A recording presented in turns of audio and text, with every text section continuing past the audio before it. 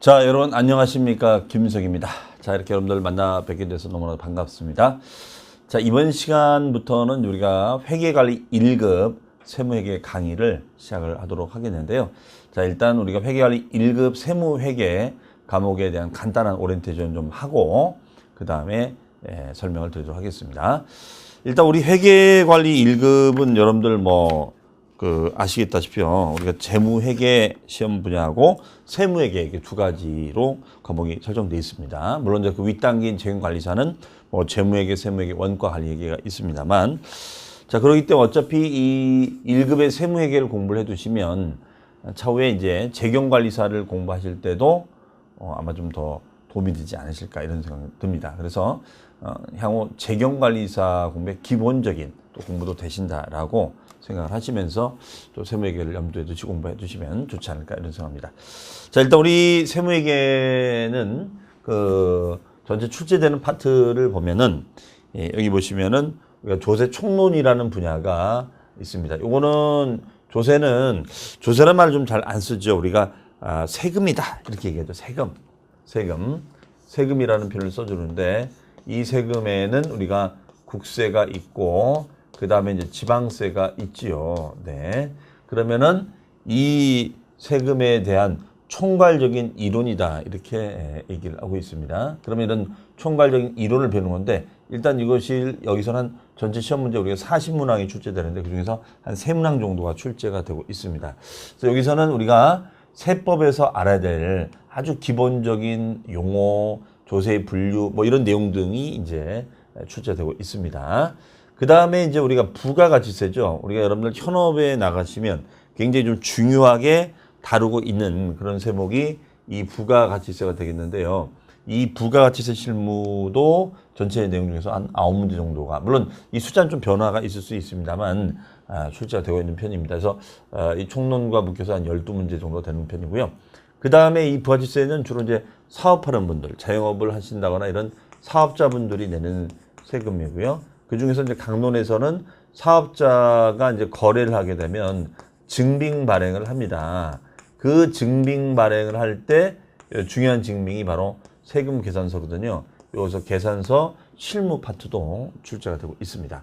그 다음에 이제 소득세라는 세금이 있는데 이 소득세는 개인 소득세를 말하죠. 그래서 우리가 개인 소득세도 한 11문제 정도가 출제가 됩니다. 그래서 개인이 어떤 소득을 얻었을 때 그 개인 소득에 대해서 납세물을 지는 걸 말합니다.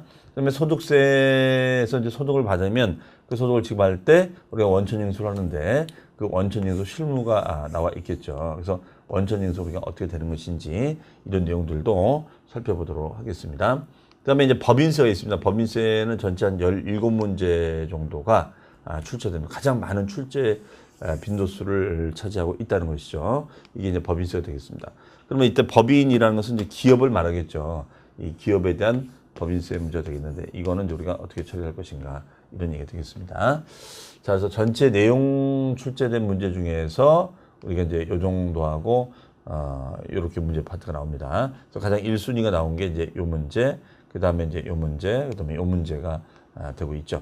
그래서 출제 빈도수로는 이제 법인세가 가장 많은 출제가 되고 있는데, 2순위가 이제 소득세가 되겠죠. 그래서 일단은 우리가 강의 순서는 요 순서대로 진행을 할까 합니다. 왜냐하면 이제 소득세는 법인세하고 유사점이 좀 많이 있어요. 그래서 소득세를 좀 공부하시고 나서 마지막에 법인세를 보시는 게 좋겠고, 근데 아무래도 이제 법인세 좀 부담스럽습니다. 법인세는 여러분들 재무회계를 좀 안다는 전제 속에서 또 설명이 되다 보니까 좀 어려움이 있어요. 그래서 좀 어려운 걸 맨 마지막에 하고, 여기서는 출제는 물론 많이 되지만은 쉬운 문제부터 어려운 문제가 가장 어려운 난이도가 있는 문제가 출제되기 때문에 여기서는 여러분들이 너무 깊이 공부하는 것보다는 전략적으로, 어차피 우리가 합격이 중요한 거니까 전략적으로 공부하는 것이 중요하지 않을까 싶습니다. 그래서 어차피 우리가 만점 맞는 시험이 아니잖아요. 일정 점수를 넘어가면 합격이기 때문에 여러분들이 전략적으로 좀 공부를 해 두실 필요가 있지 않을까. 그래서 과목당 우리가 7점이잖아요. 그러면 어차피 7점이기 때문에 상중하 난이도에서 상보다는 중하 난이도에 집중해서 공부를 하시는 게 좋지 않을까. 물론 이제 설명 시간에 그런 얘기를 하도록 하겠습니다. 자, 그래서 우리가 회계관리 1급 세무회계는 이제 이런 구도로 되고 있다는 거고, 그다음에 공부를 어떻게 우리가 하는 게 좋을 것인가. 일단은 뭐 우리 일단 인강을 여러분들 일단 열심히 들으시고 인강대로 한 다음에 이제 복습을 잘 하셔야겠죠. 복습을 반복적으로 하시고, 그 다음에 이제 우리가 인강상에서는 저희가 이제 그 중간 이론에 예제가 있어요. 그래서 이 예제도 아주 기본적인 내용을 물어보는 예제로서 이 예제를 여러분들 꼭 풀어보시고, 그 다음에 뒤에 이제 우리가 복습 문제하고 토탈 우리가 모의고사 문제가 있습니다. 모의고사, 모의 문제. 자, 그러면 이런 내용들도 꼭 여러분들이 반복해서, 왜냐면 우리 시험 문제 자체가 소위 말해서 중복해서 출제를 많이 하거든요. 다시 말하면 전체 기출됐던 내용 또는 저희 문제집에 있는 내용들에서 문제능식으로 출제를 하고 있기 때문에 저희 기본서에 나와 있는 문제가 가장 좋은 모의고사 문제고 가장 좋은 출제 예상 문제다라고 보시면 되겠어요. 그래서 이런 문제를 좀 반복해서 여러분들이 보시면 아마 합격하시는데 많은 도움이 되지 않으실까 이런 생각합니다. 자, 그러면은 우리가 자격시험 안내 내용 등에 대해서는 뭐 우리 자료에 잘 나와 있으니까 참고로 보시고요. 그러면은 일단은 10페이지에 조세의부터 보도록 하겠습니다. 자, 10페이지에 보시면 조세의 의입니다. 조세의. 자, 조세란 무엇인가 아주 가볍게 정리를 한번 해보도록 하겠습니다. 그럼 조세하고 아까 동일한 말이 여러분들 뭐였습니까? 세금이다. 뭐 영어로는 우리가 텍스라고 얘기하는데 이 세금이라고 하죠. 그러면 이 세금을 걷는 주체가 있습니다. 이게 바로 이 주체를 과세권자라고 합니다. 과세권자. 그럼 과세권자는 크게 우리가 둘로 나눠져요. 첫 번째는 국가도 있고요. 그 다음에 두 번째는 지방자치단체가 있습니다. 이게 둘로 나눠져요. 그리고 요 과세권자가 이제 세금을 걷어야겠죠. 그럼 누구로부터 걷을까요? 바로 국민 개개인한테 걷겠죠. 그러면 국민이라는 단어를 세법적인 용어로 바꾸면 바로 납세자가 되겠습니다. 납세자. 자, 납세자는 단어가 돼요. 그러면 납세자로부터 우리가 거두는데 바로 거두는 이유가 있겠죠. 거두는 이유는 재정 수입을 조달할 목적, 그렇죠? 자, 이거는 재정 수입을 조달할 목적이 되겠습니다. 재정 수입을 조달할 목적으로 우리가 세금을 걷는다. 이렇게 보시면 되겠어요. 그래서 과세권자는 둘로 쪼개집니다. 국가도 있고 그다음에 지방자치단체도 있는데요. 요 국가하고 요 지방자치단체 둘로 쪼개진 다음에 이 둘이 재정 수입을 확보하기 위해서 국민으로부터 거둬들이는 세금을 말한다. 이렇게 정의를 내리고 있습니다. 이해되시죠? 그러면 요 국민을 우리 세법에서는 납세자라고 지칭합니다. 그러면 재정이라는 것은 이제 국가 재정도 있고 지자체 재정도 있잖아요. 그러면 이런 재정 수입을 조달할 목적인데요. 그러면 이때 이 세금을 납부할 때 원칙적인 납부, 자, 원칙적인 납부는 금전 납부를 원칙으로 합니다. 무슨 납부요? 금전 납부를 원칙으로 하고 있습니다. 그럼 여기서 말하는 금전이라는 것은, 자, 이게 좀 말이 어려운데 이거는 현금을 말하죠. 현금 등을 말합니다. 그러면 우리가 보통 일반 현금으로 낼 수도 있고 카드 결제 여러분들 될까요? 예, 카드로도 결제가 됩니다. 예, 요즘은 카드도 결제가 가능하죠. 굉장히 편해졌습니다. 다만 아직까지는 뭐 가상화폐로 바꾸고 있지는 않는 것 같고요. 그 다음에 이런 금전 형태로, 그러니까 현금으로 내야 되는데 현금을 못 내면 예외적으로 우리는 이제 물납도 가능하다. 이렇게 얘기합니다. 물납도 가능하다. 그러면 이때 물납이라는 것을 현금처럼 물려면 부동산으로 내라. 이런 얘기 되겠죠. 그래서 국가가 주체가 되면 걷는 세금을 국세라고 얘기를 하고 있고요. 지자체가 주체가 되면 이것을 지방세라고 얘기를 하고 있습니다. 그래서 국세라는 세금도 있고요. 그 다음에 이제 지방세라는 세금도 있습니다. 그래서 그 둘로 나눠지고 이 둘을 이제 납세부터 걷는 것이다. 이렇게 해석하시면 되겠어요. 그러면 이제 뭐 우리 시험에서는 간혹가다 출제가 뭐 이 세금이 국세냐, 이 세금이 지방세 이렇게 물어볼 수도 있거든요. 그럼 우리 교재 보시면 10페이지에 보니까 조세 개요 나와 있고요. 조세 개념이 있죠. 거기 보시면 조세란 국가 또는 지방자치단체가 그럼 국가가 주체가 되면 국세가 되고 지자체가 주체가 되면 지방세가 되는 거죠. 이런 과세 주체가 되고 재정 수입을 조달할 목적. 재정 수입이라는 것은 이제 국민 개개인이 못할 수 있는 거, 뭐 국방 예산, 치안 유지 등 뭐 이런 걸 되겠죠. 그리고 과세권을 충당한 모든 자에게 법에 근거해서 부과돼 직접적 반대급부 없이 부과하는 금전급부를 말한다. 그러니까 금전급부라는 말이 참 어려운데요. 그러니까 현금으로 낸다 이거죠. 금전. 이게 금전은 우리 민법에 나오는 용어예요. 민법. 네, 그러니까 좀 말이 어려워요, 그렇죠? 한자어다 보니까. 그러면 이때 그 오른쪽에 뭐 일본의 조세 징수의 주체는 국가지자체가 있고 목적은 국토방위 치안 유지 등 국민 개개인이 못하는 거를 국가나 지자체가 할 수 있는 거 넘어갑니다. 조세 징수의 근거가 있습니다. 그렇죠. 세금은 우리가 얼토당토 않게 뭐 아무런 근거도 없이 부과할 수는 없거든요. 그래서 근거에 따라 부과하자는 개념을 우리는 법적 근거를 가지고 부과하자는 개념을 조세 법률주의라고 합니다. 그래서 거기 보시면은 법의 내용을 근거로 징수한다. 이런 것을 우리는 조세 법률주의라고 하죠. 그 다음에 보상관계 있느냐. 얘는 보상관계가 없어요. 기브앤테이크 관계가 아니란 얘기예요. 해석이. 자, 그러면은 우리 예제를 한번 보겠습니다.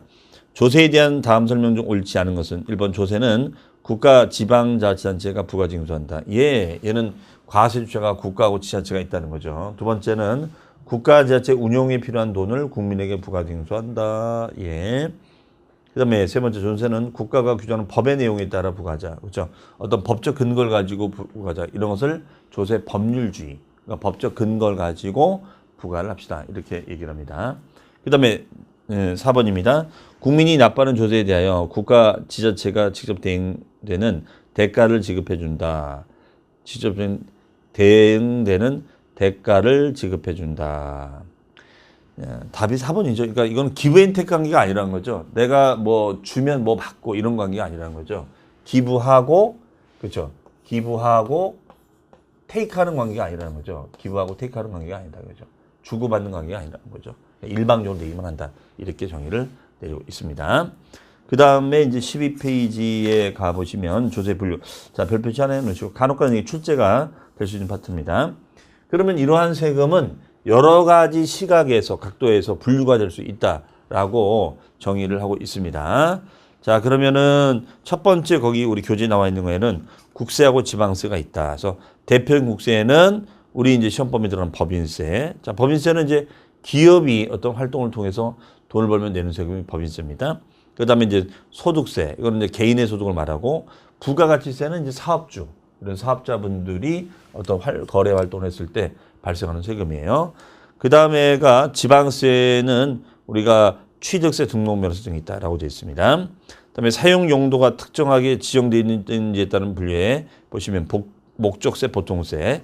자, 이거는 이제 뭐 하는 거냐면요. 자, 보통세, 목적세가 있잖아요. 보통세, 목적세. 보통세, 목적세. 그러면 보통세는 뭐냐? 자, 세금을 이제 거둘 거 아니에요. 그럼 세금의 수입이 들어오겠죠? 이런 걸 우리는 세금의 수입을 세수라고 그러죠. 세금의 수입이 들어와요. 그러면 세금의 수입이 들어오면 이제 사용하겠죠. 그러면 사용에 제한 없이 세수 사용에 제한 없이 두루두루 쓸 수 있는 그런 세금을 보통세라고 정의합니다. 근데 세금의 수입이 들어오면 세수 사용에 제한 없이 두루두루 쓸 수 있는 거예요. 이게 보통세다. 이렇게 얘기를 합니다. 그 다음에 목적세는 뭐냐면 세금의 수입이 들어왔는데 목적이 있는 거예요. 오로지 그 목적에다만 쓸 수 있는 거. 다른 데는 쓸 수 없는 거. 자, 그래서 세금의 수입이 들어오면은 이거는 사용에 제한이 따르는 그러한 세금을 우리는 목적세 이렇게 정의를 하고 있습니다. 이걸 목적세라고 그래요. 이거를 목적세다. 이렇게 정의를 하고 있습니다. 이거를 목적세다. 이렇게 정의를 하고 있어요. 그러면 목적세는 뭐냐면 이름을 보면 그 이름만 봐도 목적이 보이는 거예요. 그래서 여기에는 예를 들어서 이름만 봐도 목적이 이제 보이는 거에는 뭐 교육세, 그렇죠? 교육세는 목적이 이제 교육이죠. 오로지 교육을 위해서만 쓰겠다는 거예요. 다른 데를 쓸 수 없는 거. 그 다음에가 이제 두 번째가 교통 에너지 환경세가 있습니다. 교통 에너지 환경세가 있어요. 그러면 얘는 목적이 뭘까요? 교통발전, 에너지발전, 환경발전이 되겠죠. 그렇죠? 그 다음에 얘가 이제 농어촌 특별세가 있습니다. 그러면 농어촌 특별세는 오로지 농어촌 발전만을 위해서 농어촌 특별세가 있는데요. 이 농어촌 특별세는 농어촌 발전만을 위해서 쓰는 거예요. 다른 데는 사용하지 않는 거예요. 자, 이런 거를 목적세다 합니다. 그래서 목적을 정해주고 그 목적을 위해서 쓰겠다는 거예요. 그렇지 않으면은 사용에 제한을 두지 않는다. 이렇게 해석하시면 되겠어요. 이해되세요? 네, 좋습니다. 그러면 보통 보통세가 많으냐, 목적세가 많으냐? 대부분은 보통세가 많죠. 왜냐면은 두루두루 뭐 치안, 국방, 교육 다 쓸 수 있는데 얘는 목적이 정해져 있는 거니까요. 이해되시죠? 자, 그래서 목적세는 특별히 지정이 되어 있지 않는다라고 되어 있고요. 보통세는 지정이 되어 있다. 오른쪽에 3번에 보시면 조세를 부담하는 자와 납부하는 자가 동일한지 여부에 따라 물려 보니까 1번에 직접세가 있고 간접세가 있죠. 굉장히 뭐 자세하게 상세히 설명하고 있는데 이것도 한번 설명을 드릴게요. 여기에는 우리가 직접세가 있고요. 그 다음에가 간접세가 있습니다. 간접세가 있습니다. 네. 그러면 직접세, 간접세가 있는데 직접세라는 것은 어떤 거냐면 납세 의무자와 담세자가 일치하는 거예요. 납세 의무자와 담세자가 일치하는 거예요. 즉 세금을 부담하는 자가 직접 부담하고 납부하는 거예요. 이게 직접세입니다. 이해되세요? 네. 그러면 뭐 예를 든다면 소득세가 그렇죠.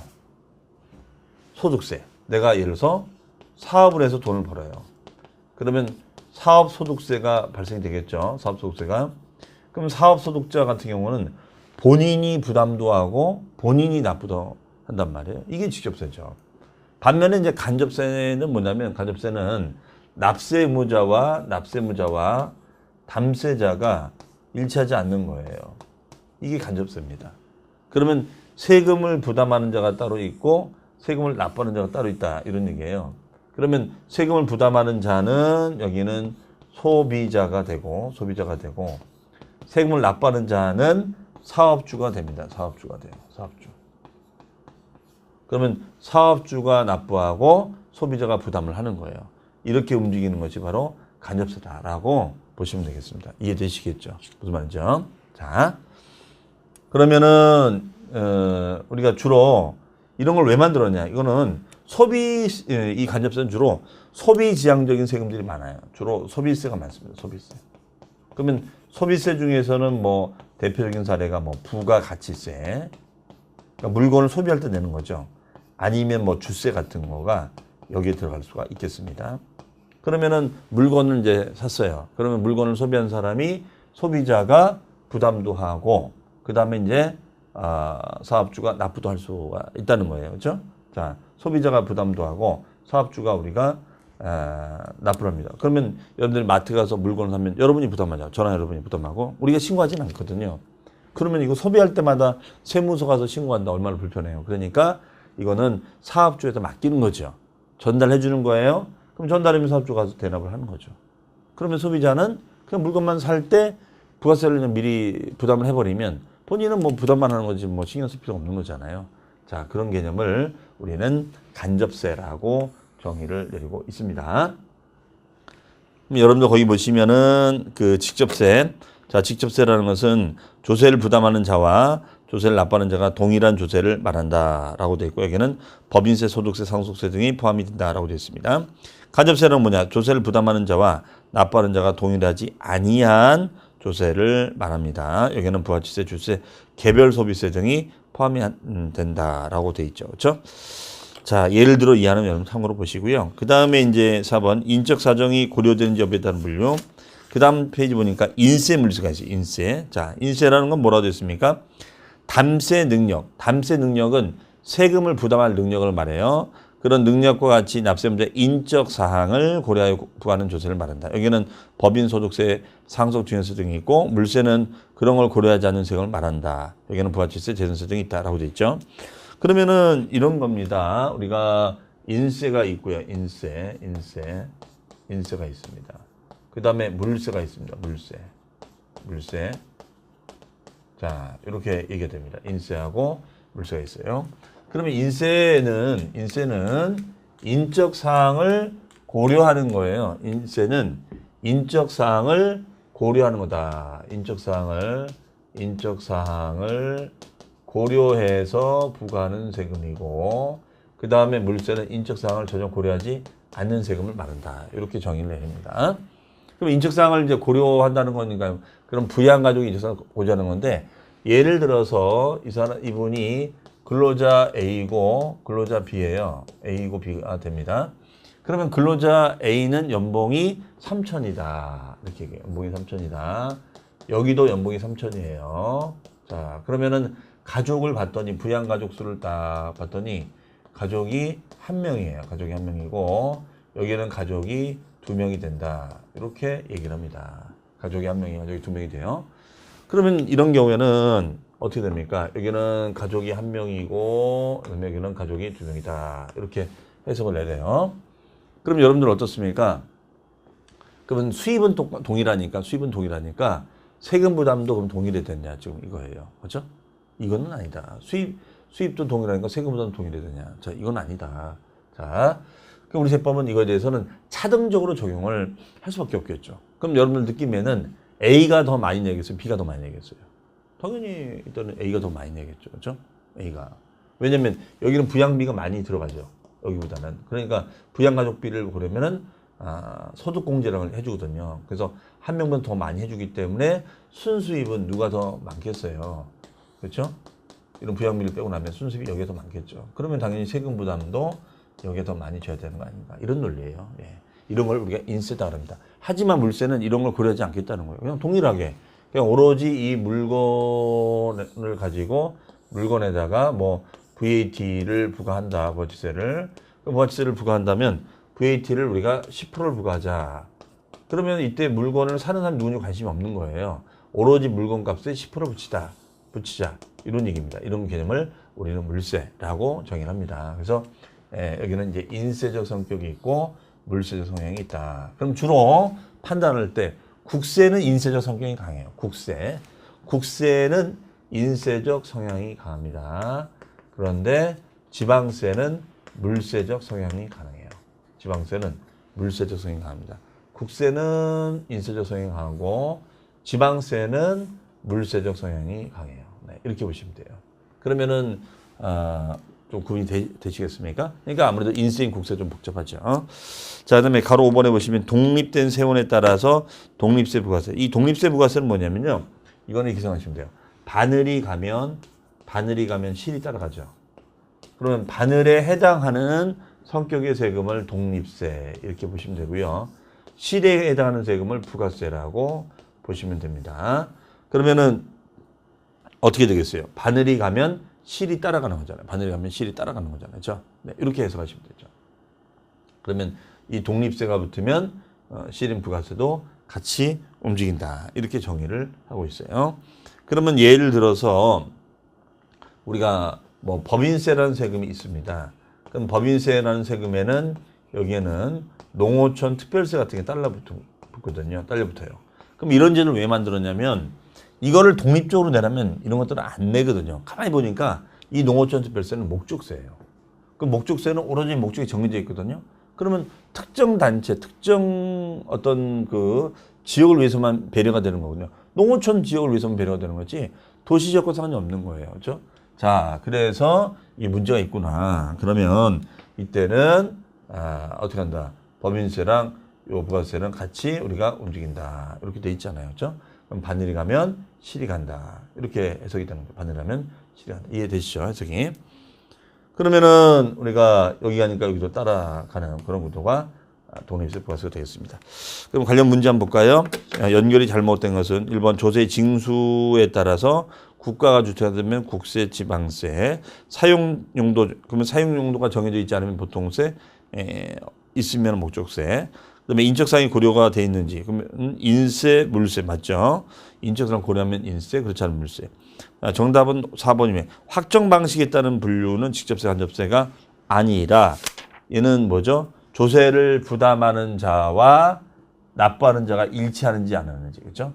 조세를 부담하는 자와 납부하는 자가 일치하지 않은지를 따지는 문제가 되겠죠. 그렇죠? 네, 이렇게 정리하시면 되겠습니다. 자, 이상으로 해서 이번 시간에는 우리가 이제 오리엔테이션 좀 가볍게 해봤고요. 조세의 개념, 분류에 대해서 한번 살펴봤습니다. 자, 그럼 다음 시간에는 납세의 확정 방법부터 또 함께 하도록 하겠습니다. 수고 많으셨습니다.